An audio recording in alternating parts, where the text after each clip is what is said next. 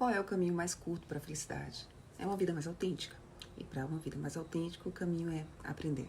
Então a gente cai no processo de ensino-aprendizagem que teve, ao longo da história, 5 abordagens.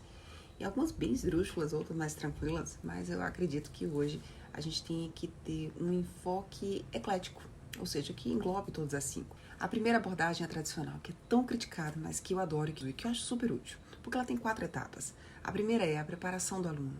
Quando você prepara, você busca o interesse dele, mostra, olha, esse assunto é interessante, por isso, por aquilo. Quando ele está ali conectado, você vai apresentar o assunto. Aí você faz uma aula expositiva, né? E depois da aula expositiva, o terceiro ponto é que você faz uma generalização. O que é isso? Você pede para que o aluno faça regras gerais, de modo para demonstrar que ele sabe concatenar aquele assunto.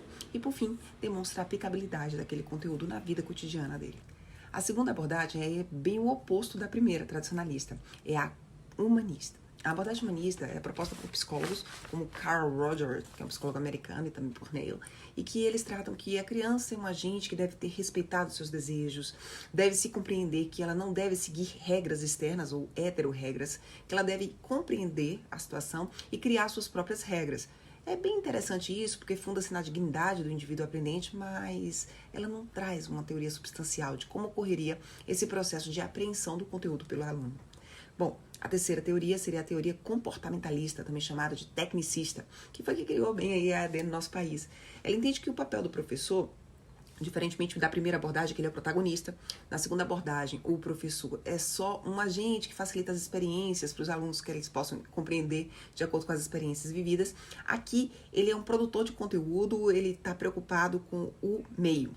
O professor é basicamente responsável pelo processo eficiente do ensino. Então, tudo seria algo programado. O professor produz o conteúdo, o professor coloca lá as técnicas, ele usa muito computador, muita educação à distância, estratégia, metodologia, para que o aluno vá lá, busque por ele mesmo. É uma espécie de aprendizado mais ligado a um processo individual, não está muito preocupado com o social. Já a quarta teoria é mais profunda. Nós temos nomes muito famosos como Ausubel, Brunner e Piaget. Essa é uma abordagem que investiga de forma mais aprofundada como é que ocorreriam esses processos dentro do indivíduo. E ele é considerado como um agente ativo e não simplesmente um receptáculo. Inicialmente teríamos também 4 passos. O primeiro seria a predisposição, que é muito parecido com aquela tradicionalista, né? Que seria basicamente apontar experiências que os alunos já possuam, de modo que eles possam fazer uma conexão, né, afetiva com o conhecimento que está chegando, né? Lembra muito com a preparação do outro. Essa predisposição que ele teria para adquirir o conhecimento de forma mais eficiente, né? O segundo seria o sequenciamento do conteúdo, de modo que o professor vai mostrar que, olha, essa aqui é a sequência mais apropriada para você compreender. Por exemplo, em matemática isso é muito tranquilo. Para você chegar até radiciação, você tem que entender uma série de operações, saindo das operações básicas até chegar lá, né? Mas em português. O terceiro passo seria demonstrar a estrutura do conteúdo. Bom, para o professor isso é fácil, porque ele já conhece o assunto. Então é fácil ele montar uma estrutura de sequenciamento de tópicos. Como é que esse assunto pode ser distribuído em termos de conteúdo, de topicização, né, de como seria isso. Mas para o aluno é difícil. Por exemplo, quando eu estou estudando um assunto novo, eu tenho que ler pelo menos uma vez para eu ter uma noção de como é que ele seria, né? Para depois eu ver como é que eu posso estruturá-lo, né, em meu resumo, ou de como seria uma aula feita a partir disso aí. Então, esse passo 3 ele é importantíssimo, porque a estrutura vai te ajudar a adquirir aquilo ali dentro do seu cérebro de forma organizada, que é a única forma de ele adquirir. E por fim, o quarto passo seria a distribuição do reforço, ou seja, punições e premiação para que o aluno, né, para ele assim, aprendi, ganhei nota boa, ou então nota baixa. Por fim, nós temos a abordagem socio-interacionista, né, do bielorrusso Vygotsky. Vygotsky morreu muito cedo, com 36 anos, não conseguiu concluir a sua teoria, mas ele trouxe tanta contribuição. E ele entende que o aprendizado é um processo social.